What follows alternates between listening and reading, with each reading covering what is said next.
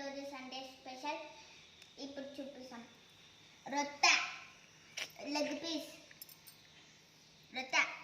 Leg piece మాకి, chicken curry, అన్నం, నీళ్ళు. ఇవి మా కోసం, నాకు ఇష్టం ఇవి.